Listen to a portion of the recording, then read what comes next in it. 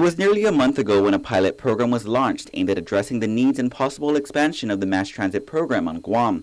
Senator Aline Yamashita is leading the group, having already held 3 community conversations going over issues from reliability, accessibility, and customer service. Since last week, several developments have taken place. But now we are actually moving forward, and the IFB for the buses, the 14 ARA-funded buses, has left the Attorney General's office, is now at DPW, and then after DPW it goes to GSA.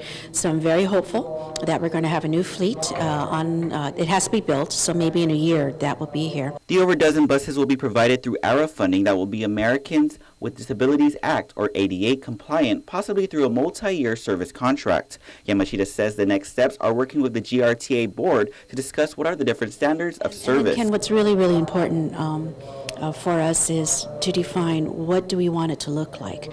Do we want it GRTA? Do we want them to be a public-private partnership? Do we want it to be government-owned, government-run? Do we want it to be privately owned? So that end game is being defined and decided right now by Governor Calvo.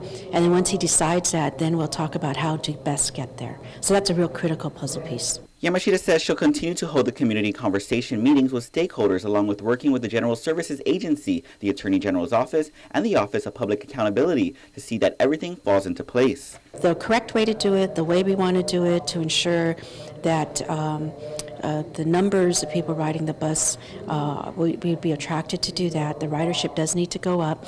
And then just the whole line of where it's going to go and the whole spoke system is being further defined. So learning a lot, lots of conversation, and it's moving forward. So I really think this is going to become even bigger and better. As for the existing fleet, Yamashita says that isn't being ignored either as improvements continue. For example, she says discussions are underway with GRTA to eliminate the normal noon to 2 p.m. break time of transit in order to provide more services. For now, no meeting has been set for the next community conversation. Reporting for Guam's News Network, I'm Ken Quintaniza.